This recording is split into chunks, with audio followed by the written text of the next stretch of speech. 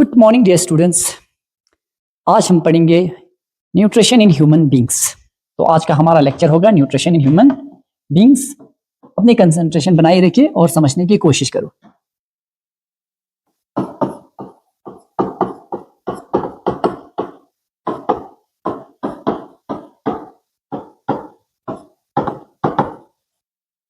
Nutrition in human beings, ये है आज का हमारा लेक्चर। अब इधर देखो, ह्यूमन बींग्स में न्यूट्रिशन जो है वो होलोजोइक टाइप है, यानी ह्यूमन बींग्स सॉलिड फूड को इंजेस्ट करते हैं।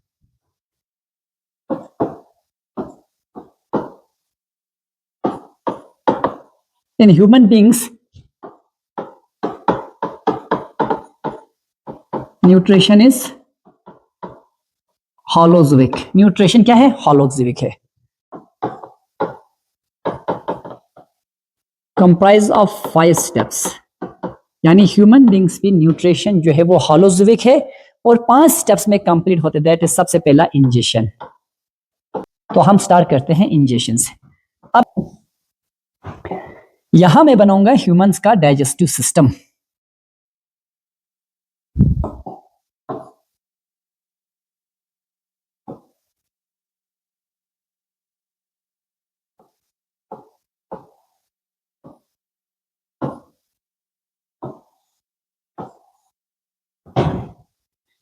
अब इधर देखो, ह्यूमंस का मैं बनाता हूं यहां पे डाइजेस्टिव सिस्टम। तो सबसे पहले इंजेशन, यानी ह्यूमन बींग्स अपने फूड को कैसे इंजेस्ट करते हैं। Human beings with the help of hand it takes food into the mouth, यानी वो अपने हाथों के जरिए फूड को माउथ में लेना। बस इंजेशन यहां से प्लेट से उठा के फूड को माउथ तक लेना, इस प्रोसेस को हम कहते हैं इंजेशन। तो ह्यूमन इंजेस्ट कैसे करते हैं? Takes food with the help of hand and ingest into mouth। तो ह्यूमन फूड को अपने हाथों से उठाकर, ये है फूड पार्टिकल्स, तो इस फूड को अपने हाथों से उठाकर फूड को माउथ तक लेना। तो ये फूड यहां से कहां तक आया? देखो, अपने हाथों से फूड को माउथ तक लेना, ये है फूड। अब इस फूड को वो इंजेस्ट करेंगे हाथों की मदद से और माउथ में इंटर होगा फूड। अब उसके बाद फर्स्ट स्टेप डाइजेशन का स्टार्ट होते हैं माउथ से। तो उसके बाद बस इंजेशन जो है, taking food with the help of hand and ingest into mouth, हाथों की मदद से खाने को उठा के माउथ तक डालना, ये है इंजेशन। उसके बाद स्टार्ट होते हैं डाइजेशन। अब जो फूड उसने इंजेस्ट किया, जो फूड उसने इंजेस्ट करके अपने माउथ में डाला, उस फूड का माउथ से ही डाइजेशन होना शुरू होते हैं। माउथ से ही डाइजेशन होना। अब इसके माउथ में क्या है? माउथ में टीथ है, ऊपर से भी, ठीक है। और माउथ में दूसरा क्या है? टंग है।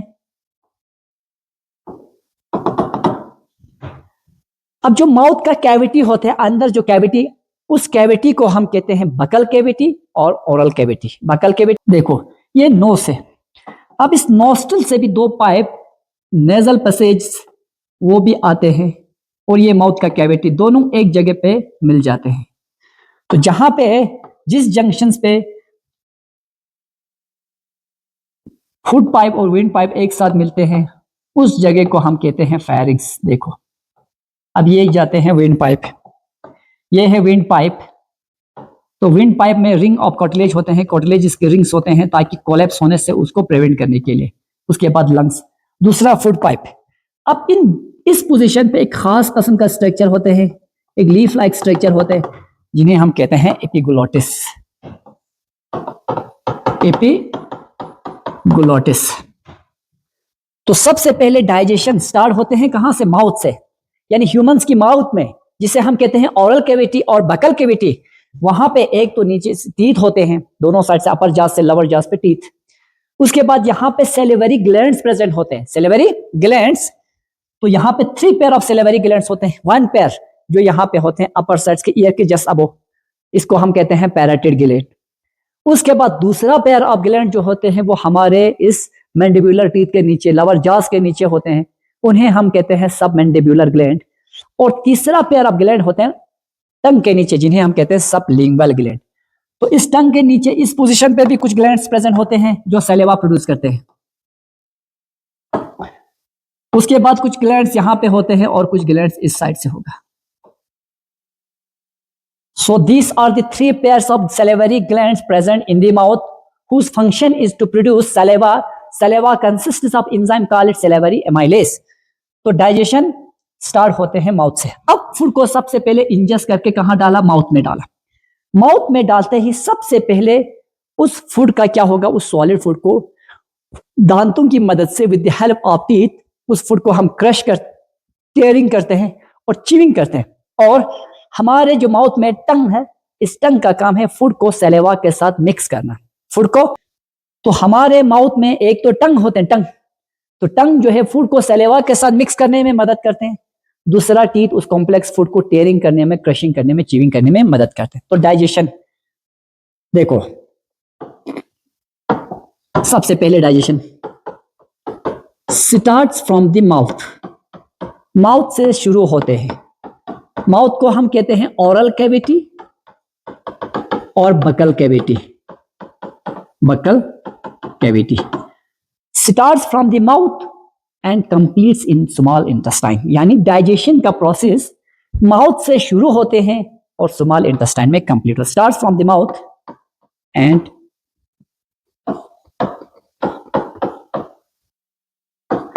completed in small intestine. Small intestine.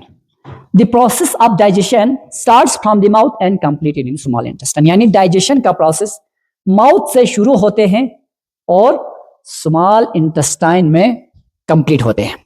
तो सबसे पहले हमारी बॉडी में जो ट्रैक्स डाइजेशन, जो ट्रैक्स यानी माउथ से लेकर एनस तक, उसे हम कहते हैं एलिमेंट्री कैनाल। अब हमारे पूरे बॉडी में न्यूट्रिशन के लिए एक तो क्या होते हैं? एक तो होते हैं एलिमेंट्री कैनाल।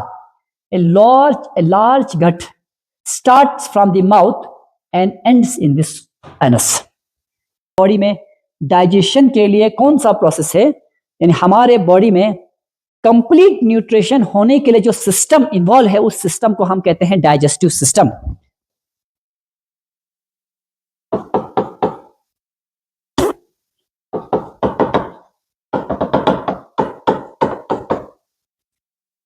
डाइजेस्टिव सिस्टम में क्या क्या इन्वॉल्व होते हैं? डाइजेस्टिव सिस्टम में एक तो alimentary canal plus accessory glands plus associated glands.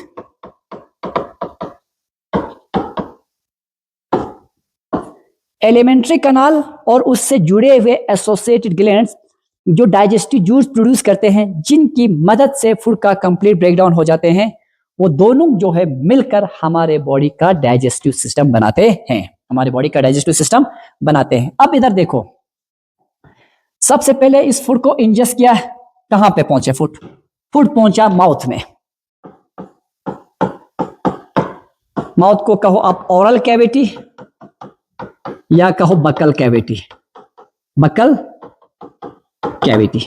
तो mouth is called oral cavity और बकल कैविटी। देखो, सबसे पहले इस फूड को आपने हाथों की मदद से इंजेस्ट करके कहां डाला? ओरल कैविटी में, बकल कैविटी। बकल कैविटी में इस फूड का क्या होगा? बकल कैविटी में पहुंचते ही फूड सबसे पहले मिक्स हो जाएंगे सलेवा के साथ। उसको मिक्सिंग करने में मदद कौन करेगा? टंग। और with the help of teeth उस फूड का क्या होगा? Crushing, chewing. तो हमारे माउथ में है टीथ जो क्या करते हैं? Crushing, tearing and chewing of food। chewing of food। तो हमारे बॉडी में जो टीथ है उसका काम है टेयरिंग करना, क्रशिंग करना और चीविंग करना फूड का। उसके बाद दूसरा, हमारे ओरल कैविटी के अंदर और एक इंपॉर्टेंट ऑर्गन जिसे हम कहते हैं टंग। तो tongue mixing of food with saliva. Mixing of food with saliva. तो उसके बाद टंग का काम क्या है? फूड को मिक्स करना सलेवा के साथ।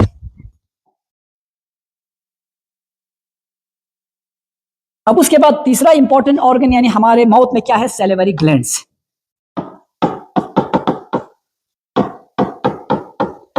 सैलिवरी ग्लैंड्स हमारे माउथ में 3 पेयर है। कितने पेयर है? 3 पेयर। दैट इज पैराटिड, जो हमारे ईयर्स के नीचे होते हैं, और पैराटिड ग्लैंड जो है वो लार्जेस्ट सैलिवरी ग्लैंड्स है। यानी सैलिवरी ग्लैंड में सबसे बड़ा, माउथ में 3 पेयर है, यानी 3 पेयर। देखो, एक पैराटिड ग्लैंड यहाँ पे, एक पैराटिड ग्लैंड इस साइड में, तो एक पैराटिड ग्लैंड होगा। तो ये पैराटिड ग्लैंड जो है वो लार्जेस्ट सैलिवरी ग्लैंड्स हैं। उसके बाद सब मैंडिबुलर, और एक इस तरफ के जॉस के नीचे, एक इस तरफ के लवर जॉस के नीचे। उसके बाद सबलिंगुअल होगा। इस टंग को अगर आप ऊपर करोगे तो टंग के जस्ट बिहाइंड द टंग, उससे हम कहते हैं सबलिंगुअल। तो पैराटिड ग्लैंड से 1 पेयर ऑफ पैराटिड ग्लैंड, ये लार्जेस्ट ग्लैंड है, ये लार्जेस्ट सैलिवरी ग्लैंड है। उसके बाद 1 पेयर सबमैंडिबुलर,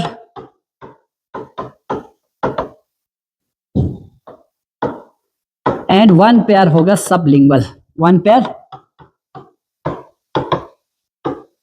सबलिंगुअल, यानी हमारे माउथ में 3 पेयर्स ऑफ सैलिवरी ग्लैंड्स मौजूद है। 3 पेयर ऑफ सैलिवरी ग्लैंड्स मौजूद है। That is submandibular, that is sublingual and parotid gland. और इन तीनों में से सबसे बड़ा है पैराटिड ग्लैंड, सबसे बड़ा पैराटिड ग्लैंड। अब इधर देखो, इस डायग्राम को मैं यहां बनाऊंगा थोड़ा साइड से, क्योंकि यहां ये कंजस हो रहा है।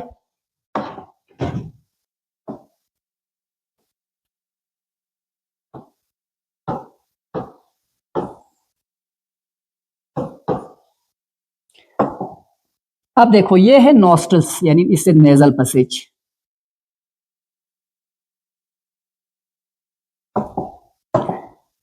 ये है ओरल कैविटी, यानी माउथ का ओपनिंग। अब एक जंक्शन जहां पे दोनों एक साथ जुड़ जाते हैं, उसको मैंने कहा था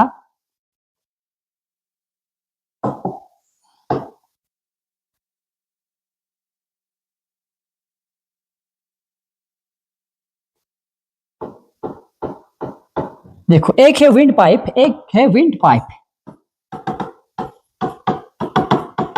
दूसरा है फूड पाइप, जिन्हें हम कहते हैं ओसोफेगस, जिन्हें हम कहते हैं ओसोफेगस।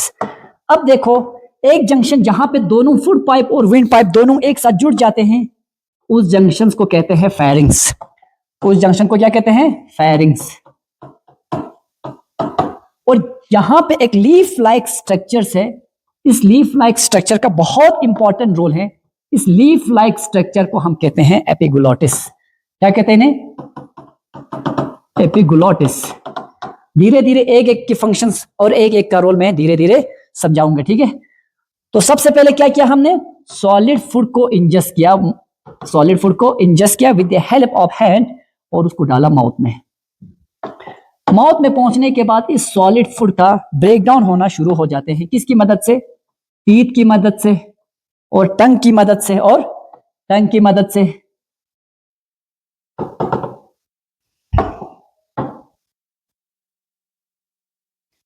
तो और सैलिवरी ग्लैंड से निकलने वाले एंजाइम्स की मदद से। देखो, एक ग्लैंड यहां होगा, एक ग्लैंड यहां होगा, ठीक है? तो ऊपर जो ग्लैंड से ईयर के नीचे, उन्हें हम कहते हैं पैराटिड ग्लैंड।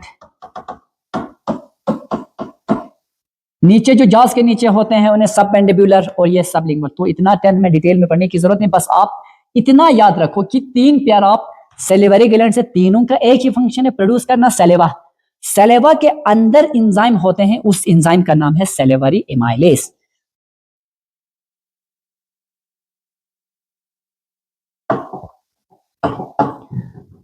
तो मैंने क्या कहा? 3 पेयर्स ऑफ ग्लैंड्स है। अब देखो, सैलिवरी ग्लैंड्स क्या प्रोड्यूस करते हैं? सलेवा। और सलेवा में कौन सा एंजाइम प्रेजेंट होते हैं? Salivary amylase. अब देखो, सैलिवरी एमाइलेज एंजाइम एक कार्बोहाइड्रेट डाइजेस्टिंग एंजाइम है, यानी ये प्रोटीन को ब्रेक डाउन नहीं करते हैं, ये फैट्स को ब्रेक डाउन नहीं करते हैं, ये कार्बोहाइड्रेट्स को, स्टार्च का ब्रेक डाउन करते हैं। तो सैलिवरी ग्लैंड्स सलेवा प्रोड्यूस करते हैं, और सलेवा के अंदर एक खास किस्म का एंजाइम होते हैं, उस एंजाइम का नाम है salivary amylase. Salivary amylase, salivary amylase इसका फंक्शन क्या है? तो सैलिवरी एमाइलेस एंजाइम ये ब्रेक डाउन करते हैं किसका? कार्बोहाइड्रेट्स का, कार्बोहाइड्रेट्स का, यानी पर्टिकुलरली स्टार्च का। तो क्वेश्चंस आते हैं कि कार्बोहाइड्रेट का डाइजेशन कहां से स्टार्ट होते हैं? ऑप्शन ए माउथ से, option B stomach, option C small intestine. तो आप याद रखना कार्बोहाइड्रेट का डाइजेशन स्टार्ट होते हैं माउथ से। तो कभी क्वेश्चन आते हैं कि protein digestion starts from option A mouth, option second stomach, option third small intestine. तो प्रोटीन का डाइजेशन स्टार्ट होते हैं स्टमक से। तो इसी तरह से याद रखो, क्या मैंने कहा यहां किसी प्रोटीन का डाइजेशन? नहीं, माउथ में प्रोटीन्स का ब्रेकडाउन नहीं होते हैं, माउथ में फैट्स का ब्रेकडाउन नहीं होते, माउथ में स्टार्ट होते हैं कार्बोहाइड्रेट्स का ब्रेकडाउन। किसकी मदद से? सैलिवरी एमाइलेस एंजाइम की मदद से। तो उसके बाद अब सैलिवरी एमाइलेस कंप्लीट ब्रेकडाउन नहीं करते हैं, वो पार्शियल ब्रेकडाउन करवाते हैं किसका? कार्बोहाइड्रेट का।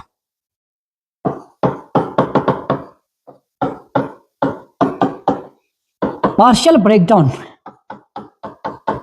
पार्शियल ब्रेकडाउन ऑफ कार्बोहाइड्रेट, यानी माउथ में carbohydrate direct simpler form glucose नहीं बनते हैं, थोड़ा सा ब्रेकडाउन होता है। जैसे कि स्टार्च होगा उसको माल्टोस में कन्वर्ट करेंगे, तो माल्टोस स्टार्च के कंपैरिजन में सिंपलर शुगर है, स्टार्च कॉम्प्लेक्स शुगर है। तो इसका मतलब सैलिवरी एमाइलेस एंजाइम जो हमारी माउथ में प्रेजेंट है वो कार्बोहाइड्रेट्स का ब्रेकडाउन करवाते हैं पार्शियल। अब उसके बाद दांतों की मदद से, दांतों की मदद से फूड को चबाने की वजह से फूड का क्या बना? पेस्ट बना, सॉफ्ट हुआ, और उसके बाद सैलेवा भी मिक्स हुआ, तो सॉफ्ट फूड को स्वेल करके हम कहां डालते हैं? फिर पहुंच जाते हैं फूड ईसोफेगस में। देखो इधर देखो, जैसे जैसे ये फूड यहां से आते हैं तो यहाँ पे जो लीफ लाइक स्ट्रक्चर नहीं है, जिन्हें हमने कहा था एपिग्लोटिस, ये एपिग्लोटिस विंड पाइप को बंद करते हैं, ताकि इंश्योर करते हैं कि फूड, कोई भी फूड विंड पाइप में ना चला जाए और वो फूड सीधे कहां चला जाए? वो फूड ईसोफेगस में चला जाए। यानी epiglottis prevents entry of food into the food wind pipe. यानी एपिग्लोटिस फूड को विंड पाइप में जाने से रोकते हैं, विंड पाइप में जाने नहीं देते। तो यहां पे एपिग्लोटिस जनरली ओपन रहते हैं, क्योंकि हमें कंटिन्यूअसली सांस लेना पड़ता है। बस हम फूड तब खाते हैं जब हमें भूख लगती है, जब हमें भूख लगती है हम फूड खाते हैं, तो उस वक्त एपिग्लोटिस विंड पाइप को ब्लॉक करते हैं, ताकि इंश्योर करते हैं कि कोई भी फूड विंड पाइप में न जाए। तो इसका मेन फंक्शन क्या है? To prevent entry of food into the wind pipe, wind pipe में फूड को जाने से रोकना, विंड पाइप में फूड को जाने से रोकना। नेक्स्ट हम स्लाइड पे लिखते हैं, लेकिन डिस्कस इसी डायग्राम पे करेंगे। उसके बाद आते हैं epiglottis. Epiglottis prevents entry of food into wind pipe.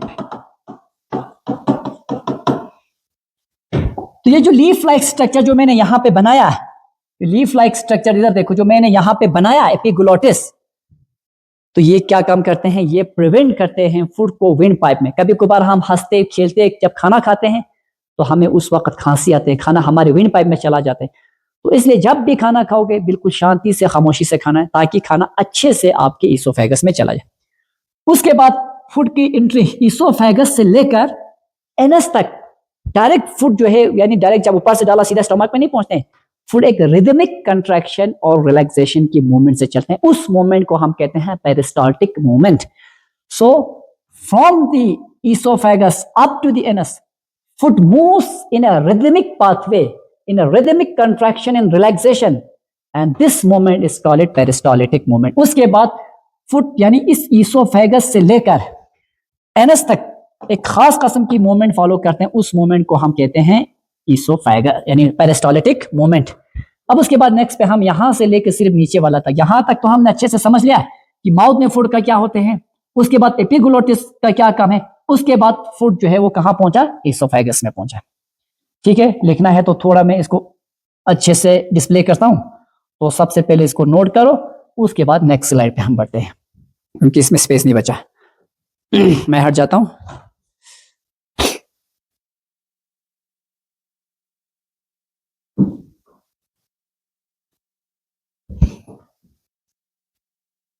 Okay, अब नेक्स्ट स्लाइड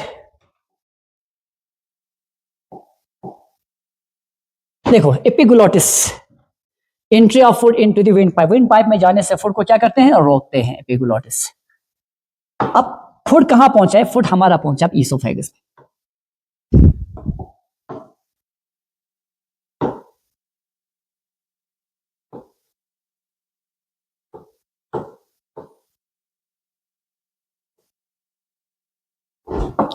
अब ये है ईसोफेगस।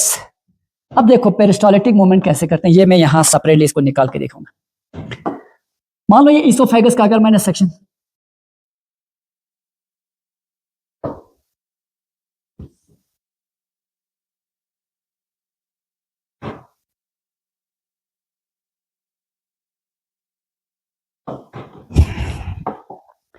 देखो पेरिस्टाल्टिक मूवमेंट में फूड कैसे इंटर होते हैं। जब फूड यहां पहुंचेंगे तो इसका मतलब जहां पे फूड पहुंचेंगे वो एरिया थोड़ा सा बाहर निकलेगा। फिर इसके बाद ये जैसे जैसे आगे बढ़ते हैं, यहां फूड पहुंचा, ये वाला सिवेल हो, ये कंजस हो गया, ये सिवेल हो, ये कंजस हो, ये सिवेल हो, ये कंजस हो। यानी जिस तरह से मिलीपीड्स या छोटे छोटे कीड़े जो है अर्थवर्म वो चलते हैं, वैसे ही कंट्रैक्शन रिलैक्सेशन का मूवमेंट फॉलो करते हैं फूड। कहां से, एलिमेंट्री कनाल से पास होते वक्त। एलिमेंट्री कनाल से पास होते वक्त फुट जो कंट्रैक्शन और रिलैक्सेशन का मूवमेंट फॉलो करते हैं, उस मूवमेंट को हम कहते हैं पेरिस्टालिटिक मूवमेंट। अच्छा, उसके बाद देखो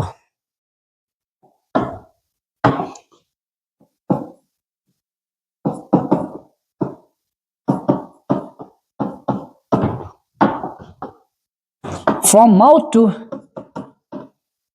anus, food moves by rhythmic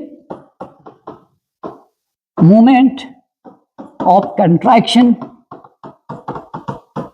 and relaxation and called peristaltic movement, called peristaltic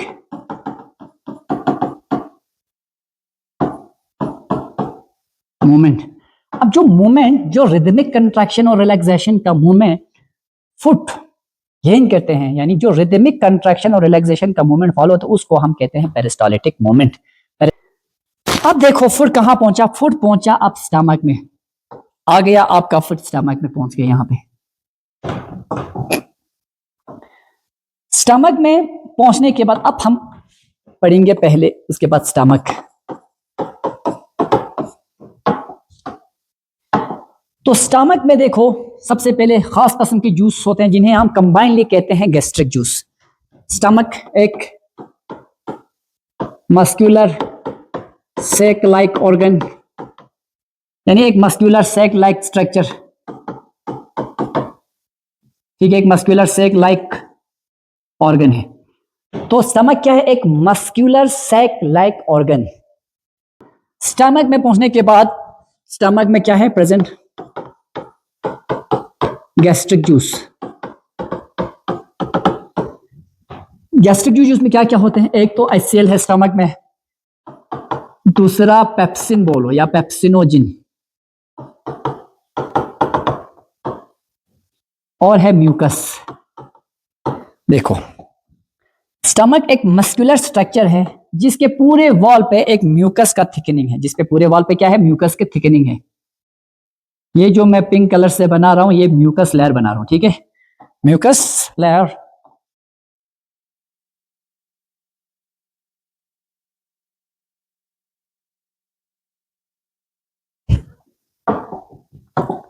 तो ये है म्यूकस लेयर।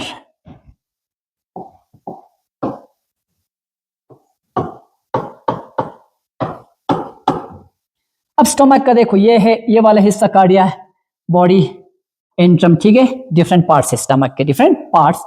ये बॉडी है, एंट्रम है, और ये कौन सा रीजन है, कार्डिया, और ये पाइलोरिक रीजन है, ठीक है। अब उसके बाद यहां पे होते हैं हमारे बॉडी के एक और इंपॉर्टेंट ऑर्गन जिन्हें हम कहते हैं लिवर।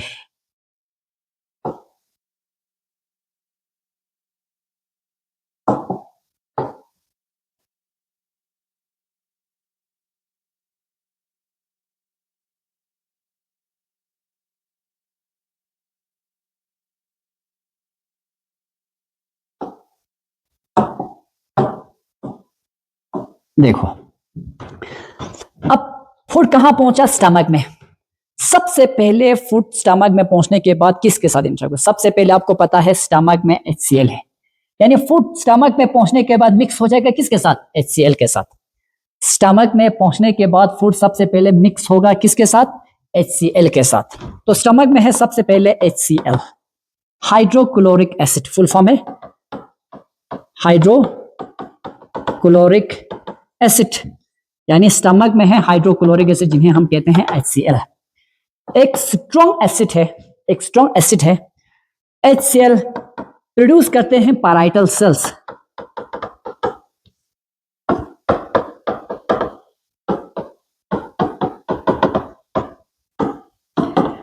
HCl कौन सिक्रीट करते हैं, पैराइटल सेल्स। HCl का फंक्शन देखो, एक स्ट्रॉन्ग एसिड है, दूसरा फूड में जो micro organisms, pathogenic micro organisms, fungal spore कुछ भी उनको किल करते हैं, यानी पैथोजेनिक माइक्रो ऑर्गेनिजम्स को किल करते हैं जो फूड में प्रेजेंट होते हैं। किल पैथोजेनिक माइक्रो ऑर्गेनिजम्स, यानी ये पैथोजेनिक माइक्रो ऑर्गेनिजम्स को मार देते हैं, किल करते हैं। उसके बाद देखो दूसरा फंक्शन मैंने कहा था, यहां पे है पेप्सिन, एक इंपॉर्टेंट प्रोटीन डाइजेस्टिंग एंजाइम है जिन्हें हम कहते हैं पेप्सिन। यानी स्टमक में एक इंपॉर्टेंट एंजाइम है जो प्रोटीन का ब्रेकडाउन करते हैं, उसे हम कहते हैं pepsin. Pepsin protein digesting enzyme है, प्रोटीन डाइजेस्टिंग एंजाइम है, लेकिन ये पेप्सिन जो है इनएक्टिव फॉर्म में होते हैं, यानी उसको एक्टिवेट करने के लिए एसिडिक मीडियम चाहिए। इनएक्टिव फॉर्म में पेप्सिन को हम क्या कहते हैं, pepsinogen. Pepsinogen inactive form of pepsin. जब ये इनएक्टिव फॉर्म में होते हैं, जब ये एक्टिवेट नहीं होते हैं, तब ये अपना फंक्शन नहीं दिखाते। जब ये इनएक्टिव फॉर्म में होगा तो पेप्सिन एंजाइम इनएक्टिव फॉर्म में होगा तो वो अपना फंक्शन नहीं दिखाते हैं। उसका एक्टिवेटेड फॉर्म है पेप्सिन, तो उसको एक्टिवेट करने के लिए, उसको फंक्शनल बनाने के लिए मीडियम चाहिए एसिडिक, माहौल एसिडिक चाहिए। फॉर एग्जाम्पल अभी फूड जो आया था वो माउथ से आया था, तो फूड किसके साथ मिक्स होता है, सलेवा। सलेवा एक अल्कलाइन एंजाइम है, तो इस फूड का पीएच होगा हाई, क्योंकि सलेवा क्या है, एक अल्कलाइन एंजाइम है। अल्कलाइन मींस बेसिक है, जिसका पीएच हाई। लेकिन अगर यहां पे फॉर एग्जांपल यहां पे पीएच 6.8 हो, 7 हो, 8 हो, 9 हो, तो उस वक्त पेप्सिन एंजाइम प्रोटीन का ब्रेकडाउन नहीं करते हैं। ये एंजाइम प्रोटीन ब्रेकडाउन करने वाला, फैट्स को ब्रेकडाउन नहीं करते, कार्बोहाइड्रेट्स को ब्रेकडाउन नहीं करते, ये ब्रेकडाउन करते हैं प्रोटीन्स को। लेकिन प्रोटीन्स को ब्रेकडाउन करने के लिए इसको इन्वायरमेंट चाहिए एसिडिक। इस स्टमक के अंदर एसिडिक इन्वायरमेंट बननी चाहिए। तो इस स्टमक के अंदर एसिडिक मीडियम कौन बनाएगा, इसके अंदर एसिडिक मीडियम बनाएंगे HCl। तो सबसे पहले HCl एक स्ट्रॉन्ग एसिड है जो तमाम बैक्टीरिया, पैथोजेनिक ऑर्गेनिज्म को किल करता है। दूसरा, एक एसिडिक इन्वायरमेंट क्रिएट करेगा ताकि पेप्सिन एंजाइम अपना काम कर सके, ताकि पेप्सिन एंजाइम जो है वो प्रोटीन्स का ब्रेकडाउन कर सके। तो एक पहला काम। दूसरा फंक्शन HCl का है provide acidic medium.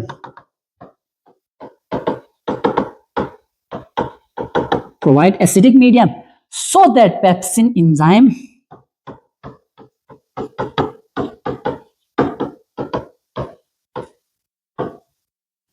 cause breakdown of proteins, so that pepsin enzyme activates, लिखता हूं, ठीक है। तो ये प्रोवाइड करते हैं एसिडिक मीडियम, और एसिडिक मीडियम में ही पेप्सिन एंजाइम प्रोटीन का ब्रेकडाउन करते हैं। अब क्वेश्चन आते हैं भाई, प्रोटीन का डाइजेशन कहां से शुरू हुआ, option A mouth, option B stomach, option C small intestine.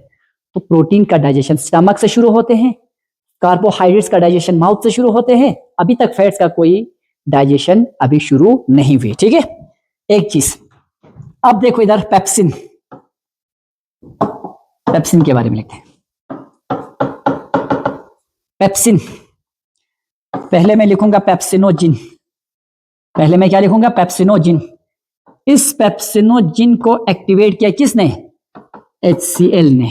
क्या प्रोवाइड किया है, एसिडिक मीडियम, एसिडिक मीडियम। अब प्रोवाइड हुआ एसिडिक मीडियम, अब पेप्सिनोजिन एक्टिवेट होगा, बन गया पेप्सिन। अब वो पेप्सिन क्या काम करेगा, वो करेगी break down of proteins.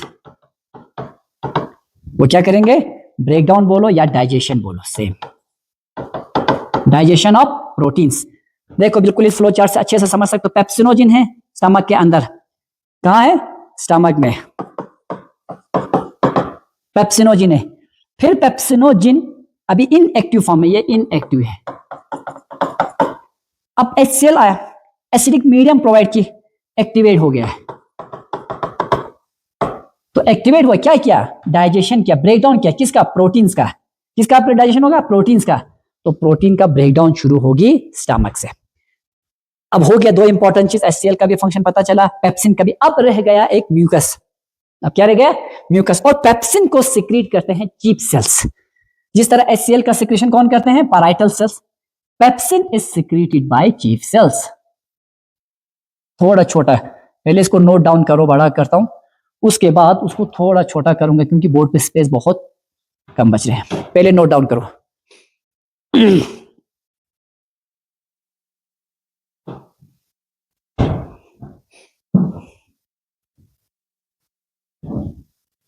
Okay, अब इसको थोड़ा मैं जूम आउट करता हूं। Pepsin is secreted bye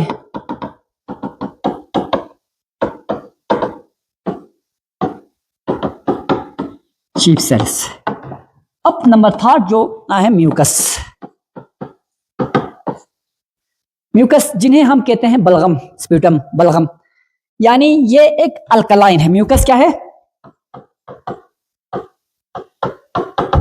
alkaline. अब देखो सेक्रेट करते हैं फ्यूलर सेल्स।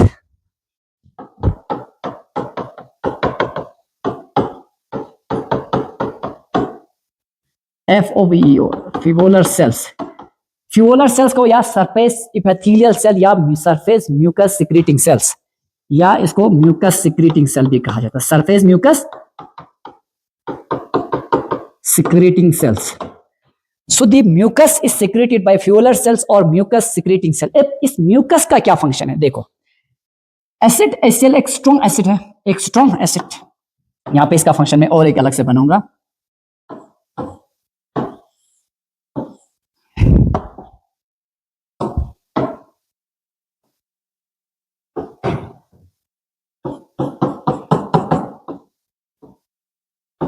देखो अब HCl स्ट्रॉन्ग एसिड है, वो हमारे यानी हमारे स्टमक के इनर वॉल को डैमेज कर सकते हैं। आप लोगों को पता है जब आप एक स्ट्रॉन्ग एसिड को किसी जमीन पे फेंकते हो या किसी कपड़े के ऊपर, वो जल जाते हैं, बर्न हो जाते हैं, फट जाते हैं, खत्म हो जाते हैं। तो अगर हम हमारे हाथों पे पड़ते हैं तो क्या हो जाता है, हाथ पूरी तरह से ब्लैक हो जाते हैं, जल जाते हैं, स्किन बाहर निकल आते हैं। तो इसका मतलब HCl एक स्ट्रॉन्ग एसिड है जो हाईली डैमेज देते हैं हमारे सेल्स को। तो इस स्टमक के वॉल को HCl के डैमेज से बचाने के लिए इसके अंदर है म्यूकस लेयर, जो अल्कलाइन है, तो इसकी एसिडिटी को न्यूट्रलाइज करते हैं और हमारी स्टमक को बचाते हैं। तो फ्यूलर सेल्स हैं, यानी ये स्टमक के वॉल में कुछ सेल्स हैं जिनको हम कहते हैं फ्यूलर सेल्स या सरफेस म्यूकस सेल, वो सेक्रेट करते हैं म्यूकस। और ये म्यूकस लेयर हमारे स्टमक के इनर वॉल को HCl के इन्फेक्शन से बचाते हैं। Mucus layer present in the inner wall of stomach prevents us from the damage of HCl. In case अगर HCl ने डैमेज किया, देखो HCl यहां आया तो इनर वॉल क्या हो जाते हैं, रप्चर हो जाते हैं। तो धीरे धीरे इनर वॉल यहां पे थिनिंग हुआ, इसका मतलब यहां पे इन्फेक्शन हो रहे, यानी डैमेज दे रहे। दूसरा कारण क्या है, दूसरा कारण है यानी स्टमक को डैमेज करने के लिए नेसेड दवाई, NSAID, नेसेड मेडिसिन। देखो इन दवाई के ग्रुप को हम कहते हैं NSAIDs, non steroid anti inflammatory drug, जिन्हें हम नॉर्मली पेन किलर कहते हैं, पेन किलर मेडिसिन। ये वाला पोर्शन जो है सिलेबस का नहीं है, ये समझ लो आप क्लिनिकल पॉइंट ऑफ व्यू से, ठीक है, क्लिनिकल पॉइंट ऑफ व्यू से। हमारे स्टमक में दूसरा स्टमक का डैमेज किन चीजों से हो सकता है? नेसेड दवाइयों से, यानी non steroid anti inflammatory drugs, जिन्हें हम कॉमन भाषा में पेन किलर्स कहते हैं, डिक्लोफेन, कैटोरॉल वगैरह। यानी ये दवाई हमारे स्टमक में डायरेक्ट एब्जॉर्ब होते हैं और हमारे स्टमक के इनर वॉल को डैमेज करते हैं। अब यहाँ पे वॉल थिनिंग हुआ तो HCl को मौका मिला अंदर तक जाने के लिए। जैसे जैसे वॉल थिन हो जाएंगे वैसे वैसे HCl जो है वो अंदर तक रिलीज होगा। तो जैसे HCl, अगर यहाँ वॉल पूरा थिनिंग हुआ, HCl यहाँ तक पहुंच गए तो ये इस वॉल को डैमेज करेंगे, यहाँ से ब्लड रिलीज होगा, यहाँ से ब्लड निकलेंगे। तो यहाँ से क्या निकलेंगे? ब्लड, जो मैंने रेड कलर से लिखा है। एक चीज। दूसरा जंक फूड,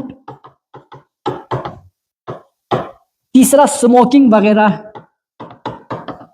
यानी ये क्या करते हैं? ये प्रमोट करते हैं, फैसिलिटेट करते हैं HCl रिलीज को। देखो जंक फूड पर्टिकुलरली आजकल के फास्ट फूड, रोस्टेड फूड्स, तो ये प्रोटीन्स होते हैं।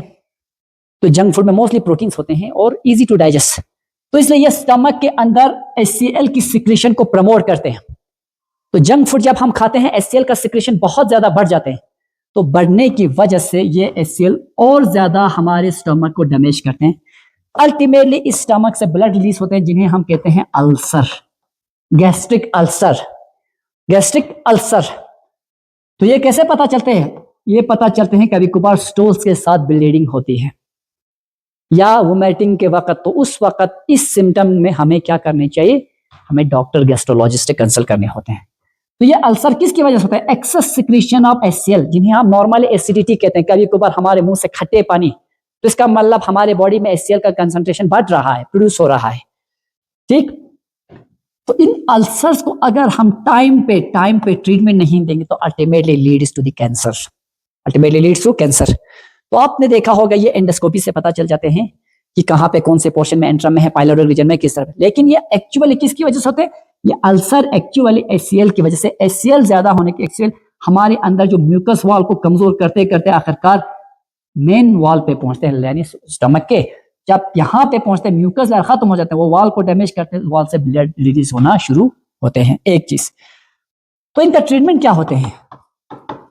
देखो मोस्टली डॉक्टर्स आप लोगों को कुछ दवाई के ब्रांड देते हैं, जिन्हें हम कुछ ब्रांड में लिखता हूं, रेबाप्रेजोल, इसोग्रेस 20-40 वगैरह ग्रेड के होते हैं MG के। उसके बाद नेक्शियम, अच्छा पेंटाप्राजोल। तो ये दवाई आप लोगों को देते हैं और कहते हैं कि आपको खाना खाने से 20 मिनट या आधा घंटा पहले खाते हैं। तो ये दवाई कैसे काम करते हैं? ये दवाई जो है रेबाप्रेजोल, ओमाप्रेजोल, इसोग्रेस 40, ये हमारे बॉडी में पोटेशियम आयन पंपिंग को बंद करते हैं, यानी जिसकी वजह से एसिड यानी जो गैस्ट्रिक HCl रिलीज होना बंद हो जाते हैं। तो ये प्रोटॉन हाइड्रोजन की पंपिंग को बंद करते हैं, पोटेशियम की पंपिंग को बंद करते हैं, जिसकी वजह से HCl का रिलीज जो है वो बंद हो जाते हैं, स्टॉप। ठीक है, HCl स्टॉप। तो कुछ दिन तक HCl बंद हो जाएंगे तो हमारा जो म्यूकस लेयर है वो ऑटोमेटिकली खुद डेवलप होगा, रीजनरेट होगा, वापस वो लेयर कंप्लीटली बनते हैं। तो इसलिए, और हमें सबसे ज्यादा वाटर भी पीनी चाहिए, क्योंकि हमारी बॉडी के स्टमक के अंदर HCl को न्यूट्रलाइज करने के लिए हमें वाटर की आवश्यकता है, सबसे ज्यादा वाटर पीनी चाहिए। तो उसके बाद ये दवाई इस तरह से काम करते हैं, पोटेशियम आयन पंप को ब्लॉक करते हैं, जिसकी वजह से HCl रिलीज जो है वो स्टॉप हो जाते हैं। तो हमारा जो म्यूकस लेयर वो फिर से रीडेवलप हो जाते हैं। ये थोड़ा सा क्लिनिकल एस्पेक्ट था। अब देखो mucus secreted by foveolar sales, यानी जिन्हें म्यूकस सिक्रेटरी सेल्स कहते हैं, वो सिक्रेट करते हैं। तो इसका फंक्शन बताता हूं, फंक्शन क्या है? Prevents inner wall of stomach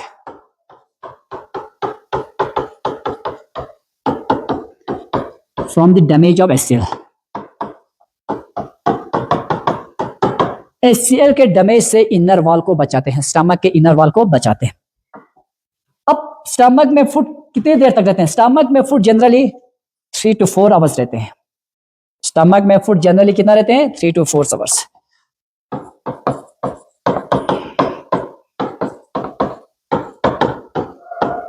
और स्टमक में काफी फूड जो है वो फिर से सॉफ्ट हो जाते हैं, और अल्टीमेटली अब फूड यहां से स्टमक से निकलते हैं स्मॉल इंटेस्टाइन में।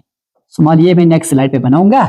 अब स्टमक से स्मॉल इंटेस्टाइन के बीच में एक स्फिंक्टर है, यानी एक सर्कुलर यानी मस्कुलर टिश्यू है, एक स्फिंक्टर जो इंश्योर करते हैं यूनिडायरेक्शनल फ्लो ऑफ फूड। तो वो नेक्स्ट स्लाइड पे, ठीक है। अब उसके बाद देखो यहां मैं फिर से बनाता हूं स्टमक।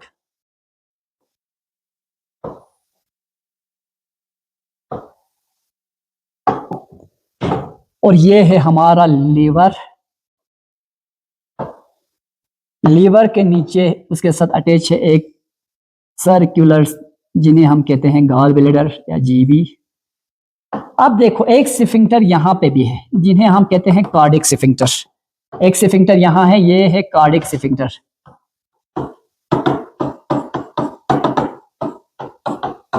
अब एक स्फिंक्टर यहां पे है, जिन्हें हम कहते हैं पाइलोरिक स्फिंक्टर, क्योंकि ये किस रीजन में है, पाइलोरिक रीजन में। तो ये पाइलोरिक स्फिंक्टर।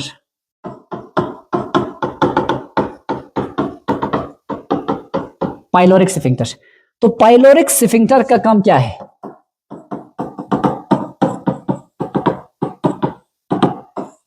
अब food passes from this stomach. अब ये फूड था बिल्कुल अब पेज बन चुका है, पास होते हैं इस स्फिंक्टर को क्रॉस करके। कहां पे पहुंचते हैं? इस स्फिंक्टर को पास करके ये फूड पहुंचते हैं स्मॉल इंटेस्टाइन में।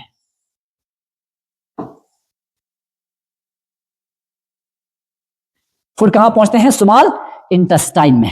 अब फूड पहुंचा आपका स्मॉल इंटेस्टाइन में, यहां पे कहां पहुंचा फूड? यहां पे पहुंचा। अब ये फूड पार्शियली डाइजेस्ट हो, ठीक है, पूरा पेज बन चुका है। पाइलोरिक स्फिंक्टर,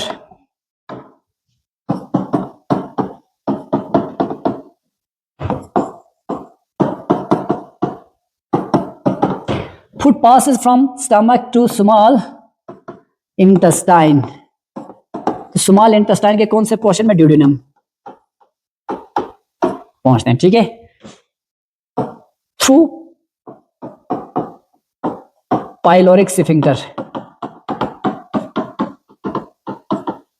कहां से क्रॉस करके? पाइलोरिक स्फिंक्टर को क्रॉस करके। कहां से? Pyloric sphincter. अब देखो पाइलोरिक स्फिंक्टर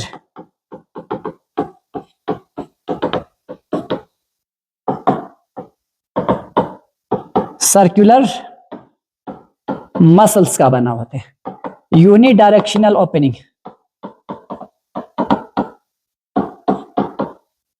यानी ये सिर्फ एक ही साइड ओपन होता है, दोनों साइड ओपन नहीं होता। अब एक बार स्टमक से फूड स्मॉल इंटेस्टाइन में पहुंचा, ड्यूडेनम में, वो फूड वापस नहीं गए, क्योंकि ये जो स्फिंक्टर है वो सिर्फ एक ही साइड ओपन होगा, स्मॉल इंटेस्टाइन की साइड पे, इस साइड से ओपन हो गया। एक बार खाना यहां चला गया इस तरफ, अब ये वापस इस तरफ नहीं आएंगे, क्योंकि ये यूनि डायरेक्शन में ही ओपन होती है, ठीक है।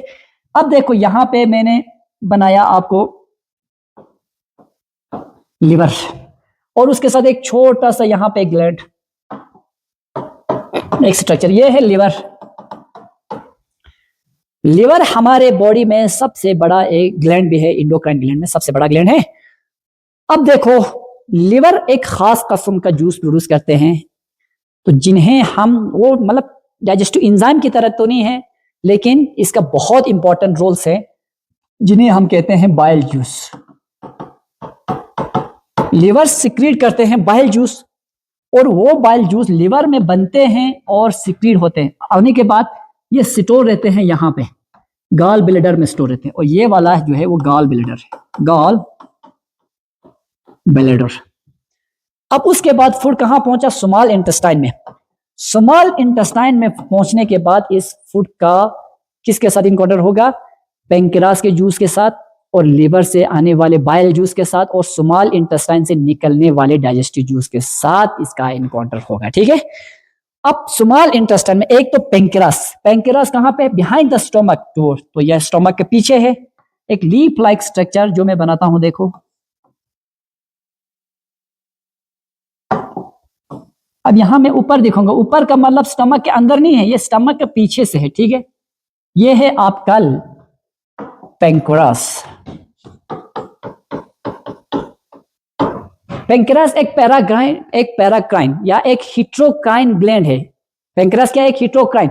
इसका आधा हिस्सा डाइजेस्टिव जूस बनाते हैं, जो डक्ट के जरिए यहां पे ओपन होते हैं। पेंक्रियास यहाँ पे ओपन होते हैं किसके साथ मिलकर, लिवर से आने वाले डक्ट और पैंक्रियास से निकलने वाले डक्ट दोनों एक साथ मिलकर एक जगह पे ओपन होते हैं। उस डक्ट को हम कहते हैं हेपेटोपैंक्रियाटिक डक्ट।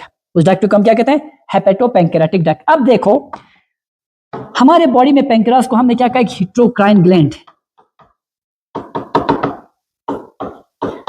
क्यों कहते हैं इसको heterocrine gland? Part of the pancreas endocrine, part of the pancreas exocrine. तो part of the pancreas,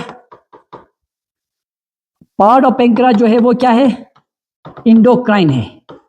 endocrine उन ग्लैंड्स को कहते हैं जिनका कोई डक्ट नहीं होते हैं, जो अपना सिक्रीशन डायरेक्ट ब्लड में सिक्रीट करते हैं, उन्हें हम कहते हैं endocrine gland, means ductless gland. Those gland which release it's secretion directly into the blood, उसे हम कहते हैं इंडोक्राइन। अब देखो पैंक्रियास, आधा पैंक्रियास जो है वो इंडोक्राइन है। कौन सा? पर्टिकुलरली जो यानी हार्मोन सिक्रीट करते हैं, हार्मोन, इंसुलिन, ग्लूकागॉन, ये आगे पढ़ना है आपको, ठीक है। हार्मोन्स में इंसुलिन, ग्लूकागॉन सिक्रीट करते हैं कौन? आइलेट्स ऑफ लंगरहन में जो सेल्स होते हैं। आइलेट ऑफ लंगरहंस में जो सेल्स होते हैं, मान लो ये आइलेट ऑफ लंगरहन है, इसके अंदर जो सेल्स होते हैं वो हार्मोन सिक्रीट करते हैं। अब उसके बाद जो भी पार्ट्स होते हैं जिन्हें हम एसिनार सेल्स कहते हैं, ACINAR, एसिनार सेल्स, ये एसिनार सेल डाइजेस्टिव जूस बनाते हैं। यानी कौन कौन से? मेन जूस पैंक्रियाटिक एमाइलेस, दूसरा प्रोटीन डाइजेस्ट करने वाला जूस ट्रिप्सिन, तीसरा फैट को डाइजेस्ट करने वाले जूस लाइपेस। तो ये एसिनार सेल्स इस डाइजेस्टिव जूस को बनाते हैं, मगर वो जूस बाज़ाब्ता डक्ट के जरिए आते हैं और स्मॉल इंटेस्टाइन में पहुंच जाते हैं, इसके secretions. So the secretion of pancreas reaches to the small intestine with the help of hepatopancreatic duct. So those part of the pancreas which have duct and secrete its digestion through this duct, so this part is known as exocrine. तो ये pancreas का आधा हिस्सा क्या हुआ? Exocrine हुआ, जो कुछ सिक्रीशन बनाते हैं और वो सिक्रीशन डक्ट के जरिए अंदर पहुंचते हैं। आधा सिक्रीशन हार्मोन्स बनाते हैं, लेकिन वो हार्मोन डायरेक्ट ब्लड में रिलीज होते हैं। अब इसको थोड़ा जूम आउट करूंगा तो अच्छे से देख लो। उसके बाद आते हैं हमारा लिवर।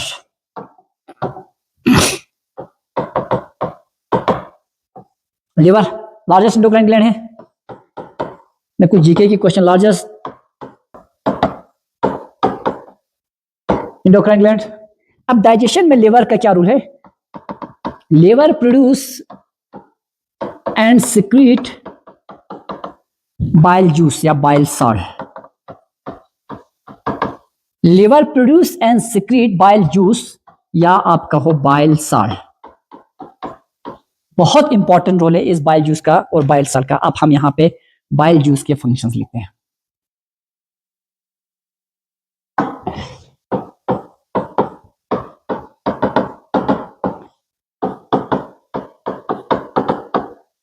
देखो बाइल जूस के फंक्शंस। पहला बाइल जूस का फंक्शन, पहला बाइल जूस जो है वो अल्कलाइन है। क्या है ये? अल्कलाइन यानी बेसिक है।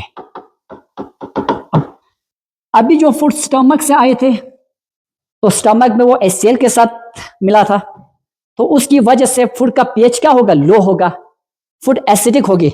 लेकिन पैंक्रियास से निकलने वाले जो एंजाइम्स है उनको अपना फंक्शन पूरा करने के लिए, यानी पैंक्रियास से निकलने वाले एंजाइम्स को अच्छे से अपना काम करने के लिए बेसिक मीडियम चाहिए, अल्कलाइन मीडियम चाहिए। जिस तरह स्टमक में पेप्सिन को एसिडिक इन्वायरमेंट या एसिडिक मीडियम चाहिए था, इसी तरह पैंक्रियास के जूस को बेसिक मीडियम चाहिए अपना फंक्शन। अगर उसको बेसिक फंक्शन यानी बेसिक मीडियम नहीं मिलेगी तो पैंक्रियास के जूस काम नहीं करेंगे, वो डाइजेशन नहीं करेंगे, ठीक है। तो इसलिए सबसे पहला the pancreatic juice require basic medium to perform it is function. तो बाइल जूस क्या करते हैं? Provide basic medium, provide alkaline medium so that pancreatic enzyme activates.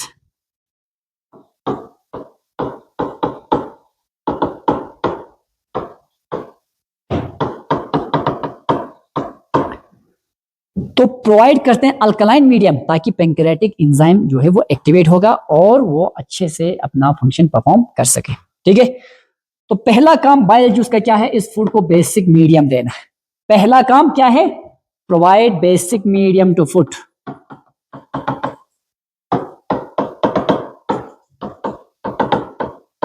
या लिखो मेक फूड बेस अल्कलाइन है।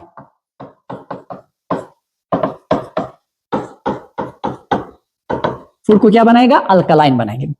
पहला फंक्शन इंपॉर्टेंट था। अब दूसरा और एक इंपॉर्टेंट फंक्शन है।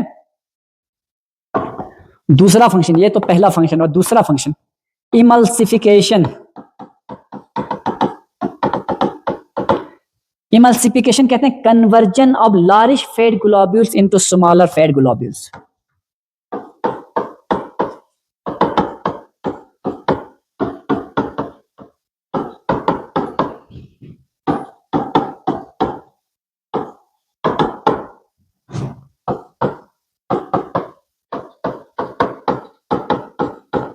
देखो, लार्ज फैट ग्लोब्यूल्स को स्मॉलर फैट ग्लोब्यूल्स में ये तोड़ते हैं। मिसाल के तौर पर अब फैट के बड़े बड़े ग्लोब्यूल्स हैं, ये है लार्ज फैट ग्लोब्यूल्स। चलो इसको नोट डाउन करो, फिर मैं इसको मिनिमाइज करूंगा क्योंकि स्पेस नहीं है। ठीक है, अब देखो ये लार्ज फैट ग्लोब्यूल्स है। क्या है ये? Large fat globules.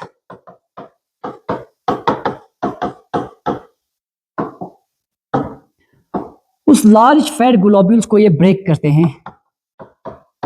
और बनाते हैं स्मॉलर फैट ग्लोब्यूल्स।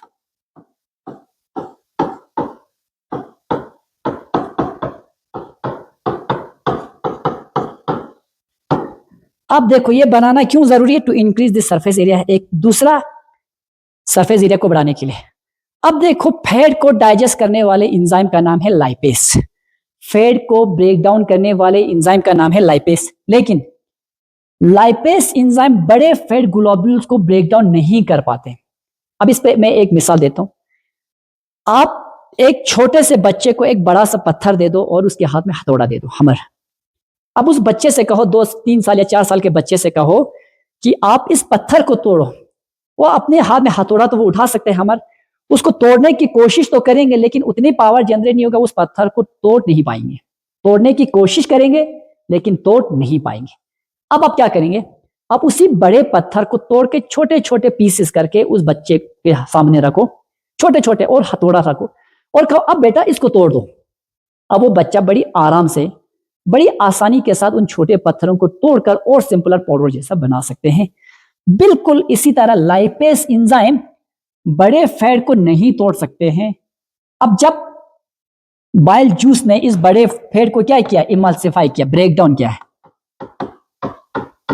जब बाइल जूस ने इस बड़े फैट ग्लोब्यूल्स को ब्रेक करके छोटे छोटे फैट ग्लोब्यूल्स बनाए, उसके बाद लाइपेस एंजाइम इन छोटे फैट ग्लोब्यूल्स को और फर्दर ब्रेक डाउन कर सकते हैं। इसका मतलब lipase enzyme have the capacity, have the ability, have the tendency to break the fat globules, but it can not break the large fat globule. वो बड़े फैट ग्लोब्यूल को नहीं तोड़ पाते। तोड़ सकते हैं, तोड़ने के लिए बनी है, लेकिन तोड़ नहीं पाते। बिल्कुल जिस तरह मैंने अभी जो बच्चे के एग्जांपल दिया। तो इमल्सिफिकेशन, इस प्रोसेस को हम कहते हैं, इस प्रोसेस को हम कहते हैं इमल्सिफिकेशन। लार्ज फैट ग्लोब्यूल्स को स्मॉलर फैट ग्लोब्यूल में ब्रेक डाउन करना है। अब उसके बाद इस स्मॉलर फैट ग्लोब्यूल्स को फर्दर ब्रेक डाउन करके फैट से फैटी एसिड बनाएगी। कौन बनाएगा फैटी एसिड? Lipase enzyme. कौन सा एंजाइम यहां पे काम करते हैं फैट को तोड़ने के लिए? Lipase enzyme. तो इसका मतलब बाइल जूस के दो इंपॉर्टेंट फंक्शन याद रखने हैं। पहला फंक्शन ये basic medium, alkaline medium provide करते हैं ताकि पेंक्रियास से निकलने वाले जूस जो है वो अपना काम अच्छे से कर सके, वो उनको एक्टिवेट करने के लिए। दूसरा, लार्ज फैट ग्लोब्यूल जो फूड में प्रेजेंट है उसको ब्रेक डाउन करते हैं स्मॉलर फैट ग्लोब्यूल में। उसके बाद लाइपेस एंजाइम उस पर अपना एक्शन अच्छे से दिखा पाए। ठीक है, तो ये हुआ बाइल जूस का। अब उसके बाद बाइल जूस सिक्रीट कौन करते हैं? ये स्टोर कहां रहते हैं? गॉल ब्लैडर में। अब कभी कभार क्या हो जाते हैं, ज्यादातर बाइल्ड साल्ट जमा होने की वजह से और यानी हाइड्रेशन कम होने की वजह से ये बाइल्ड साल्ट बड़े हो जाते हैं और यहीं पे फंस जाते हैं गॉल ब्लैडर में। तो जिसकी वजह से कॉम्प्लिकेशंस आते हैं, ये भी क्लिनिकल अप्रोच है, जिसकी वजह से कॉम्प्लिकेशंस आते हैं तो हमें क्या करना पड़ता है, गॉल ब्लैडर को रिमूव करते हैं। अक्सर कहते हैं नहीं कि ये जीबी स्टोन है, स्टोन क्या है, पत्थर तो नहीं खाए भाई, सोडियम के ऑक्सीलेट्स होते हैं, कैल्शियम के ऑक्सीलेट्स होते हैं, तो यहाँ पे ऑक्सीलेट जमा हो जाते हैं, जिसकी वजह से वो ऑक्सीलेट धीरे धीरे साइज बढ़ जाते हैं, तो वो यहीं पे फंस जाते हैं।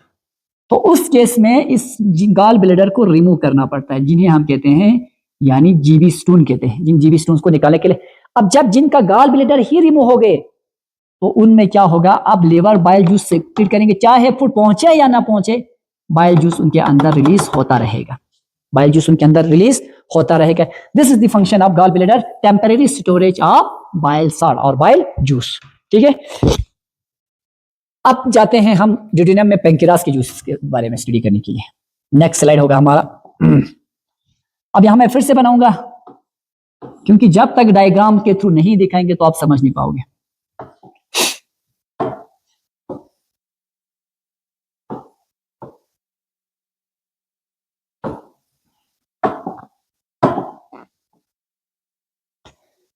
अब देखो, ये है आपका पेंक्रिया। अब ये पेंक्रिया के डग भी और ये डग दोनों जाके एक ही जगह ओपन होते हैं, एक ही जगह ओपन होते हैं ड्यूडेनम में। उसके बाद ये आपका स्मॉल इंटेस्टाइन। अभी स्मॉल इंटेस्टाइन के भी वाल को मैं दिखाऊंगा एक एक करके।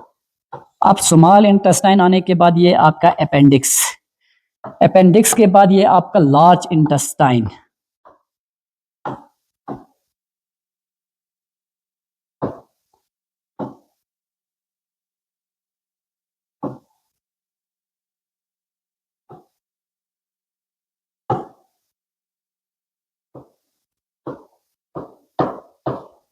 this is rectum anus,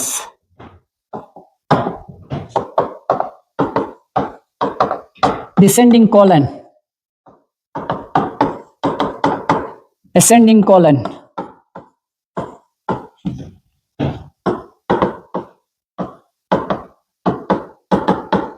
appendix. ठीक है, ये हुआ ह्यूमन डाइजेस्टिव सिस्टम का स्ट्रक्चर। अब हम कहां पहुंचे थे, हम पहुंचे थे यहां पे पाइलरिक, ये स्फिंक्टर। अब हमारा फुट था यहीं पे। ठीक है, तो बाइल जूस के मैंने फंक्शंस बता दिए। अब जाते हैं हम pancreas.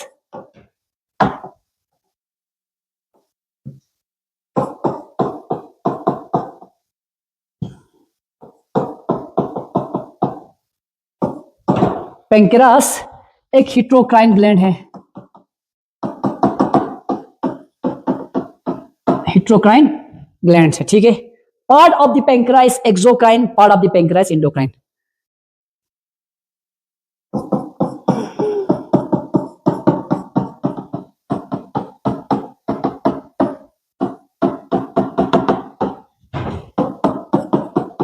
and part of it is exocrine।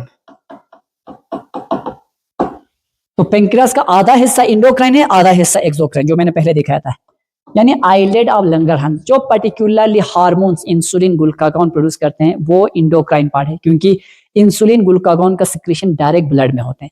Alpha cell और बीटा सेल प्रोड्यूस करते हैं डायरेक्ट ब्लड में, लेकिन जो एसिनार सेल्स डाइजेस्टिव जूस बनाते हैं, एसिनार सेल्स, वो डाइजेस्टिव जूस इस डक्ट की मदद से कहां पहुंचते हैं, यहां पहुंचते हैं स्मॉल इंटेस्टाइन में, स्मॉल इंटेस्टाइन में। अब देखो, तो एक्सोक्राइन पार्ट जो है पेंक्रियास का, वो सिक्रीट करते हैं डाइजेस्टिव जूस, सिक्रीट करते हैं क्या, डाइजेस्टिव जूस, डाइजेस्टिव जूसेस। अब देखो, पेंक्रियास से निकलने वाले एंजाइम्स को क्या चाहिए, पेंक्रेटिक एंजाइम को चाहिए अल्कलाइन मीडियम, अल्कलाइन मीडियम। अब पेंक्रियास से कौन कौन से एंजाइम निकलते हैं, सबसे पहले पेंक्रियाटिक एमाइलेस, दूसरा ट्रिप्सिन, तीसरा लाइपेस, लाइपेस, तीन एंजाइम, तीन एंजाइम्स। अब इन एंजाइम्स का रोल हम नेक्स्ट स्लाइड पे दिखाते हैं। ठीक है, तो सबसे पहले पेंक्रियाटिक एमाइलेस, देखो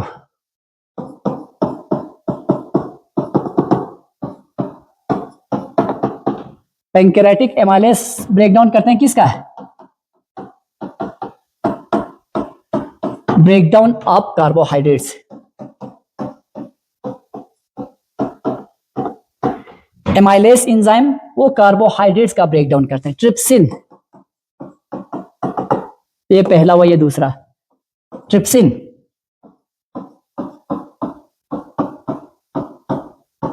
ब्रेकडाउन ऑफ प्रोटीन्स, किसका ब्रेकडाउन करते हैं? प्रोटीन्स का। तीसरा लाइपेस,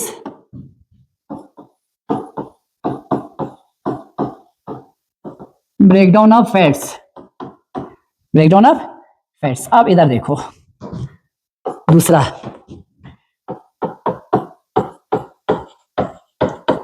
कार्बोहाइड्रेट, उसको डाइजेस्ट करने वाले एंजाइम एमाइलेस। तीन जगह से एमाइलेस निकलते हैं, एक तो माउथ से, दूसरा पेनक्रास से, तीसरा स्मॉल इंटेस्टाइन की वाल से। उसी को हम कहते हैं इंटेस्टाइनल एमाइलेस। तो एमाइलेस एंजाइम जहां भी लिखा हो उसका काम है कार्बोहाइड्रेट का ब्रेकडाउन करना, कार्बोहाइड्रेट का ब्रेकडाउन करना। Amylase digestion of carbohydrate. तो क्या बनते हैं कार्बोहाइड्रेट फुली जब डाइजेस्ट होते हैं? ग्लूकोज। ये कॉम्प्लेक्स फॉर्म, ये वाला सिंपलर फॉर्म। अब जब फुली डाइजेशन होते हैं, फुली डाइजेशन में, फुली डाइजेशन ऑफ न्यूट्रिएंट्स, जब न्यूट्रिएंट्स का फुली डाइजेस्ट होते हैं तो क्या होते हैं? कार्बोहाइड्रेट ब्रेकडाउन होके ग्लूकोज बनते हैं, पहला। दूसरा प्रोटीन, प्रोटीन के लिए कितने एंजाइम्स थे? देखो प्रोटीन के लिए दो एंजाइम, पेप्सिन था स्टोमक में और ट्रिप्सिन, ट्रिप्सिन था कहां पे? स्मॉल इंटेस्टाइन में। पेप्सिन था, ट्रिप्सिन सॉरी पेंक्रियास से।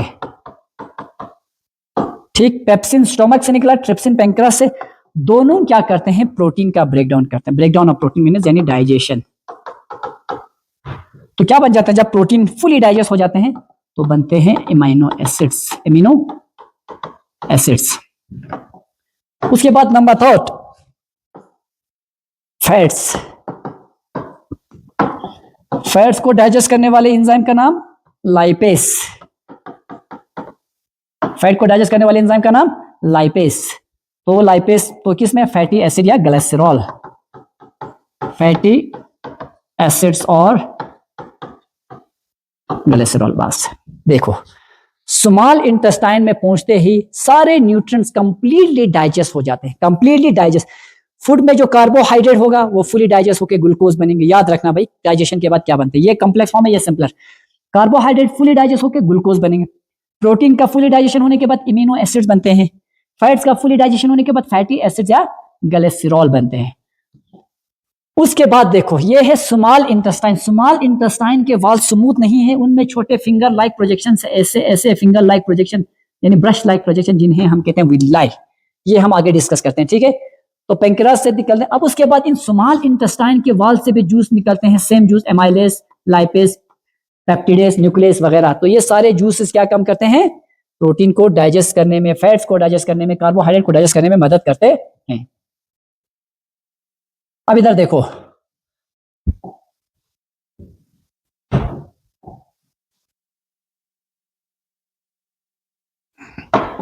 उसके बाद न्यूक्लिक एसिड। न्यूक्लिक एसिड किसे कहते हैं? डीएनए और आरएनए को। अब डीएनए और आरएनए को भी ब्रेक डाउन करने वाले एंजाइम्स हैं, उन्हें हम कहते हैं न्यूक्लियस। न्यूक्लियस तो वो भी ब्रेक डाउन हो जाते हैं। न्यूक्लियस एंजाइम फर्दर डीएनए और इनकी क्या करते हैं? ब्रेक डाउन करते हैं। पेप्टाइड्स को ब्रेक डाउन करने वाले एंजाइम्स को पेप्टिडेस। अब स्मॉल इंटेस्टाइन की वॉल में एक ब्रश लाइक स्ट्रक्चर्स हैं।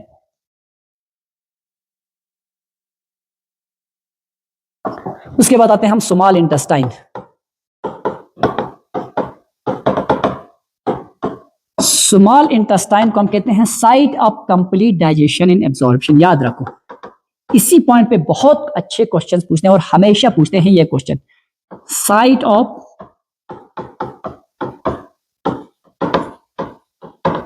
Complete digestion and absorption. तो स्मॉल इंटेस्टाइन को कहते हैं site of complete digestion and absorption, क्योंकि स्मॉल इंटेस्टाइन में जो फूड हमने खाया था उसका कंप्लीट डाइजेशन भी होते हैं और डाइजेस्टेड फूड्स का स्मॉल इंटेस्टाइन की वॉल से ब्लड वेसल्स में एब्सॉर्ब भी होते हैं। स्मॉल इंटेस्टाइन में क्या होते हैं? स्मॉल इंटेस्टाइन में जो जूस निकलते हैं उन्हें हम कहते हैं intestinal juice plus pancreatic juice cause complete digestion of food, cause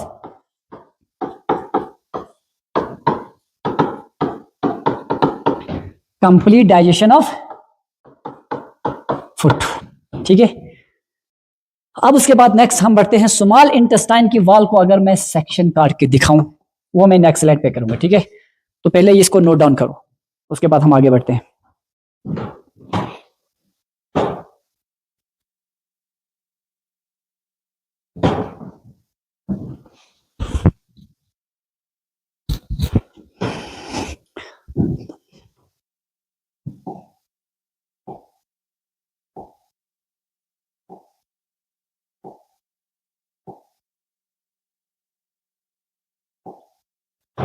अब देखो,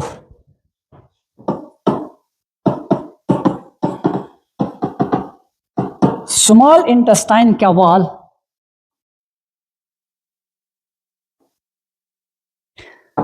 है, तो इसका वॉल जो है वो ब्रश लाइक है, ऐसे।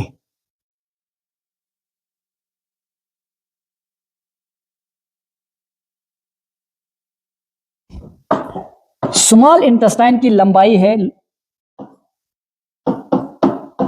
6 मीटर, यानी है तो लंबा स्मॉल इंटेस्टाइन है, लेकिन हम इसको स्मॉल क्यों कहते हैं? क्योंकि इसकी डायमीटर छोटी है, इसकी वजह से हम इसको स्मॉल कहते हैं। लार्ज इंटेस्टाइन का डायमीटर बड़ा है। देखो, ये लार्ज इंटेस्टाइन जो मैंने बनाया इसका डायमीटर बड़ा है, लेकिन है तो ये छोटा, सिर्फ ये 1.5 मीटर का है, यानी ये सिर्फ 6 फीट तक का है। लेकिन स्मॉल इंटेस्टाइन जो है वो 18 फीट तक का है। ठीक है, इसको स्मॉल इसलिए कहते हैं क्योंकि इसका डायमीटर छोटा है। अब देखो, इस स्मॉल इंटेस्टाइन के साथ हमेशा अटैच होते हैं ब्लड वेसल्स। ये जो रेड से बना ये है blood vessels. In small intestine की फिंगर लाइक प्रोजेक्शंस को हम कहते हैं विलाई, और ये जो है ये ब्लड वेसल्स है, ब्लड वेसल्स। अब स्मॉल इंटेस्टाइन की लेंथ है 6 मीटर। अच्छा, इसका इनर वॉल में क्या है? Finger like projections.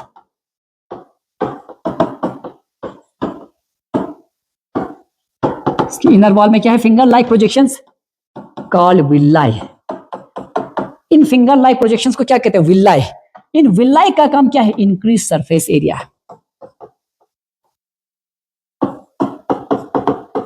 Surface area यानी ये सरफेस एरिया को बढ़ाते हैं ताकि इंश्योर हो कंप्लीट डाइजेशन हो और एब्जॉर्प्शन हो। अब इस पे बहुत सारे क्वेश्चन आया था कि कौन सी ग्रुप के ऑर्गेनिज्म का स्मॉल इंटेस्टाइन छोटी है, बड़ी है और एवरेज है। तो याद रखो, स्मॉल इंटेस्टाइन सबसे लंबी।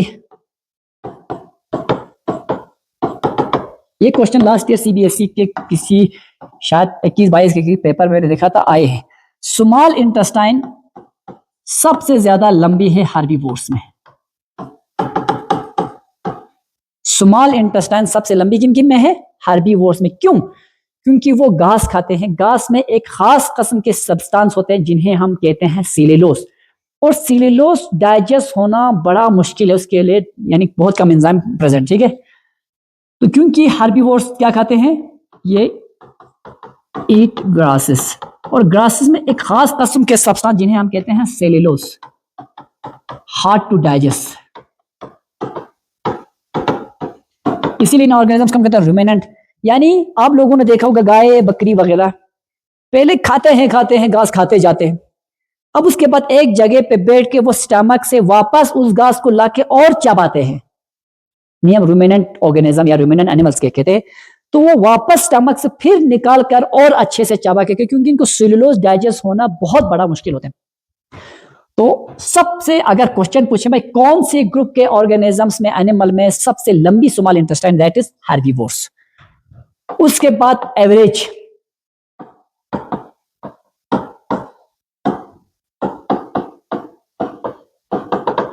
स्मॉल साइज लिखो, ठीक है। स्मॉल इंटेस्टाइन लॉन्गर या स्मॉल इंटेस्टाइन एवरेज किन में है? वो होंगे ओमनिवोर्स में। अब सबसे छोटी स्मॉल इंटेस्टाइन किन में है? कार्निवोर्स में।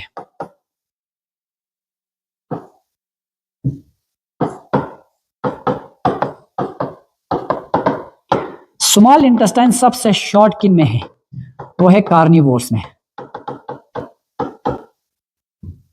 कार्निवोर्स में, क्योंकि वो प्रोटीन खाते हैं, protein is easy to digest, वो खाते हैं ईट प्रोटीन, और प्रोटीन क्या है? Easy to digest, easy to digest. इस पे क्वेश्चंस आए थे 10 लेवल पे, तो इसलिए मैंने इन चीजों को भी यहां पे मेंशन किया। अब देखो यहां पे स्मॉल इंटेस्टाइन में डाइजेशन का प्रोसेस कंप्लीट होते, शुरू कहां से हुई? माउथ से। कंप्लीट कहां हुई? Small intestine. अब जो भी डाइजेस्ट हुआ वो सब लिक्विड फॉर्म में इधर प्रेजेंट होंगे, एमिनो एसिड की फॉर्म में, अच्छा C6H12O6 ग्लूकोज की फॉर्म में, उसके बाद फैटी एसिड्स। अब ये जो डाइजेस्टेड फूड है इनका एब्जॉर्प्शन होना है स्मॉल इंटेस्टाइन की वॉल से। ये सारे कहां चला जाएंगे? स्मॉल इंटेस्टाइन की वॉल से ये सारे चीजें ब्लड वेसल्स में चले जाते हैं। स्मॉल इंटेस्टाइन से ये सारी चीजें कहां चले जाते हैं? ब्लड वेसल्स में। यानी ब्लड वेसल में आपका पहुंच गया amino acid, glucose, fatty acids वगैरह वगैरह ब्लड वेसल्स में। अब ब्लड वेसल्स में पहुंच गए, एमाइनो एसिड पहुंचे, ग्लूकोज पहुंचा, फैटी एसिड्स पहुंचा, ग्लाइसरॉल पहुंचे। अब ब्लड्स उनको ले जाएंगे टारगेटेड सेल तक, हर एक सेल्स तक, even from the cells of toe up to the extreme cell of the head. हमारे टो की सेल से लेकर आखिरी हेड के एक सेल, मिलियन ट्रिलियन, हर एक सेल तक इस एब्जॉर्ब्ड न्यूट्रिएंट्स को पहुंचाएंगे कौन? ब्लड। क्योंकि ब्लड हमारे बॉडी में एक ट्रांसपोर्ट सिस्टम है। जिस चीज को सेल से बाहर निकालना वो भी ब्लड के थ्रू ही भेजते हैं। जो चीज किसी और सेल से या किसी और ऑर्गन से किसी दूसरे ऑर्गन तक भेजने वो भी ब्लड के थ्रू ही भेजते हैं। तो ब्लड हमारे बॉडी में एक ट्रांसपोर्ट सिस्टम का काम करते हैं। अब इस glucose, fatty acid, amino acids को भेज दिया कहां पे? भेज दिया एक सेल्स में। अब मैं एक चीज यहां पे, हर एक चीज प्रोटीन, ग्लूकोज, अब पहुंच गए यहां पे ग्लूकोज इस सेल के अंदर, इस सेल्स के अंदर ग्लूकोज पहुंच गए। अब इस ग्लूकोज का फर्दर ब्रेकडाउन होगा ताकि उससे निकलेगी एटीपी। अब इस ग्लूकोज का फर्दर ब्रेकडाउन होने के लिए दो रास्ते हैं, एरोबिक रास्ते से, एनएरोबिक रास्ते से। यानी एक किसी ऑर्गन, कुछ ऑर्गेनिजम्स में ग्लूकोज का फर्दर ब्रेकडाउन होते हैं ऑक्सीजन की प्रेजेंस में, किसी में ऑक्सीजन की एब्सेंस में। ऑक्सीजन की प्रेजेंस में अगर ग्लूकोज का ब्रेकडाउन हुआ तो ग्लूकोज से ज्यादा एनर्जी निकलते हैं। तो ह्यूमन बींग्स में इस ग्लूकोज का फर्दर ब्रेकडाउन होके बनते हैं एटीपी। क्या बनते हैं? एटीपी। फिर उस एटीपी को वो यूज करते हैं अपने लाइफ प्रोसेसेस को परफॉर्म करने के लिए, रेस्पिरेशन के लिए, एक्सक्रीशन के लिए, डाइजेशन के लिए, अपने तमाम मेटाबॉलिक एक्टिविटीज को परफॉर्म करने के लिए उसको एनर्जी चाहिए, और अपना बॉडी पार्ट्स को फिर से बनाने के लिए, अपने लिए जरूरत के प्रोटीन बनाने के लिए भी इसको ये एटीपी चाहिए। तो इससे आगे इस ग्लूकोज का फर्दर ब्रेकडाउन होने के लिए चाहिए ऑक्सीजन। इस ऑक्सीजन को अंदर लेने के लिए अल्लाह ने, ईश्वर ने, भगवान ने हमारे बॉडी में रेस्पिरेटरी सिस्टम को बनाया। इस रेस्पिरेटरी सिस्टम का असली मेन पर्पस ऑक्सीजन को एक सेल तक पहुंचाना ताकि वहां जाके ग्लूकोज का फर्दर ब्रेकडाउन हो जाए। ठीक है, वो फिर इसके बाद डाइजेशन के बाद नेक्स्ट स्टेप शुरू होते हैं रेस्पिरेशन। पढ़ना है यहीं से, बिल्कुल लिंक होगा लाइफ प्रोसेस में, एक टॉपिक दूसरे के साथ, दूसरा तीसरे के साथ। तो एब्जॉर्ब होके ब्लड वेसल्स में चले गए, फिर ब्लड वेसल इस एब्जॉर्ब्ड न्यूट्रिएंट्स को लेके गया हर एक सेल तक। उसके बाद इधर से आगे का प्रोसेस हम पढ़ना है रेस्पिरेशन में। ठीक है, रेस्पिरेशन में पढ़ना है नेक्स्ट स्टेप। अब होगा एब्जॉर्प्शन, थोड़ा लिखूंगा, समझाया तो मैंने यहां पे। ठीक है,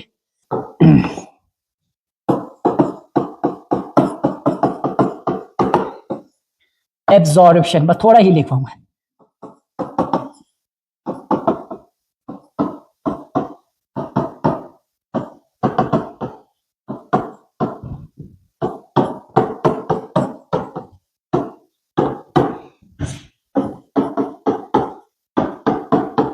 देखो हमने पूरे होलोजोइक न्यूट्रिशन के 5 स्टेप्स कंप्लीट कर रहे हैं। पहले इंजेक्शन कंप्लीट, फिर डाइजेशन, फिर ये तीसरा स्टेप है एब्जॉर्प्शन। तो डाइजेस्टेड फूड डायरेक्टली एब्जॉर्ब होगा ब्लड वेसल्स में और उसको वो ले जाएंगे एक cells and transported to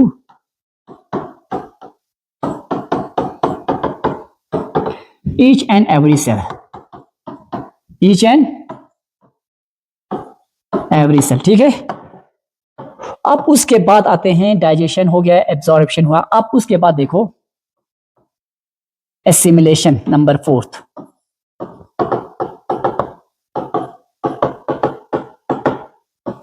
assimilation, assimilation means अब जो एब्जॉर्ब हुआ फूड, मैंने कहा उस फूड को यूज करके वो अपने लिए एटीपी बनाएंगे, अपने लिए प्रोटीन्स बनाएंगे, अपने लिए एंजाइम्स बनाएंगे, उसी को हम कहते हैं एसिमिलेशन। अब जो फूड से निकले हुए एनर्जी है, जो फूड से निकले हुए चीज है, उससे अपने बॉडी का पार्ट्स बनाना, अपने बॉडी के लिए अपने बॉडी का हिस्सा बनाना, उसी को हम कहते हैं assimilation. Incorporation of digested food, incorporation of digestive food, ATP, food to produce incorporation of digested food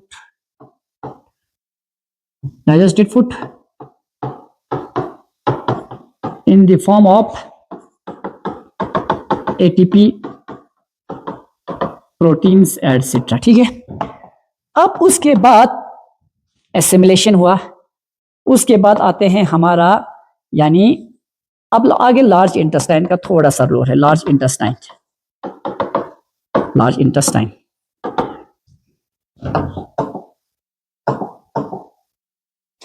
देखो अब फूड यहां से होते हुए, यहां से होते हुए, यहां से होते हुए, यहां से अब फूड पहुंचे यहां, फिर यहां, फिर यहां, फिर यहां, फिर यहां, फिर यहां, फिर यहां, फिर यहां, फिर यहां, फिर यहां, फिर यहां पे एक सिफिंक्टर होगा, इन्हें हम कहते हैं एनल सिफिंक्टर,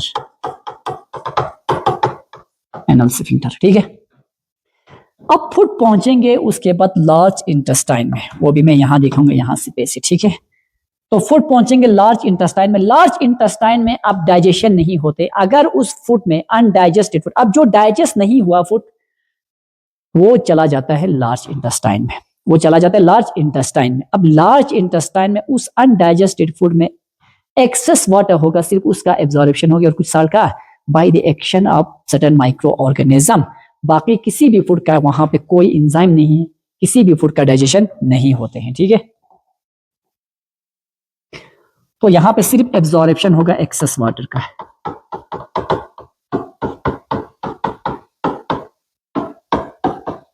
एक्सेस वाटर। अब उसके बाद आते हैं हमारा नंबर लास्ट स्टेप, इजेशन। अब इस रिमूव अनडाइजेस्टेड फूड को रिमूव करते हैं।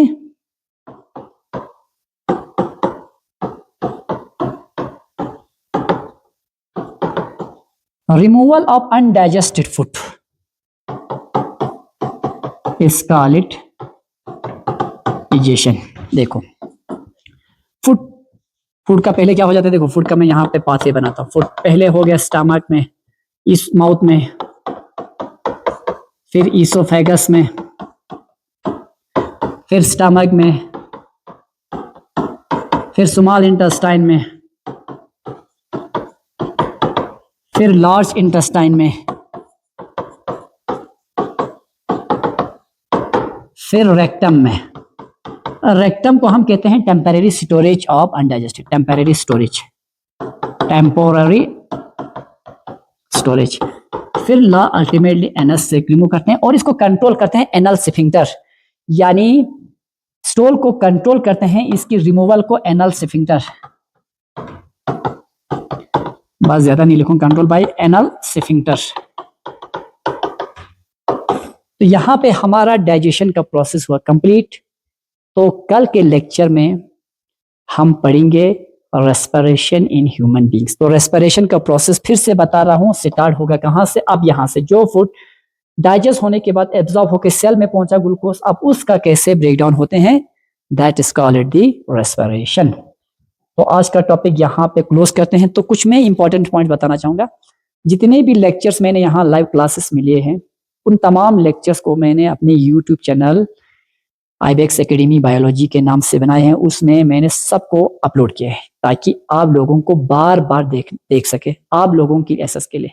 क्योंकि बहुत सारे बच्चे क्लास में सारे पॉइंट्स नहीं उतार पाते हैं और क्लास में उतनी अंडरस्टैंडिंग नहीं होती। तो ये लेक्चर्स मैंने हर एक लेक्चर, चाहे 10 का हो, 11 का हो, 12 का हो, BSc first year, second, third year या एनईपी के सिलेबस के अकॉर्डिंग, उसके अलावा कुछ ऐसे लेक्चर्स हैं जो बेसिक से एडवांस लेवल तक हैं, एमएससी लेवल तक, पर्टिकुलरली बॉटनी या जूलॉजी के लेक्चर्स और जेनेटिक्स, मॉलिक्यूलर बायोलॉजी के। तो आप जब यूट्यूब पे देखोगे तो आपको जंबलिंग में नहीं देखने, आपको जाके प्लेलिस्ट में देखना। हर एक क्लास का, हर एक टॉपिक का सेपरेट प्लेलिस्ट है। तो मैंने जितने भी लेक्चर बने उनको बिल्कुल अकॉर्डिंग टू द प्लेलिस्ट लगा, 10 का 10 के कॉन्सेप्ट से।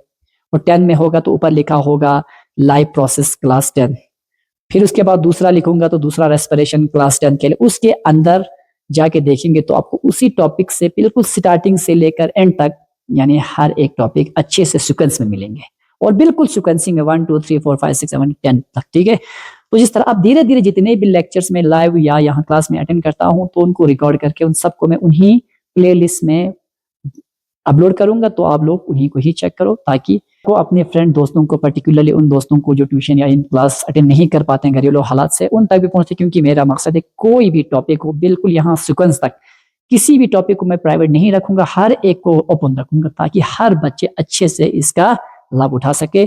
Thank you so much.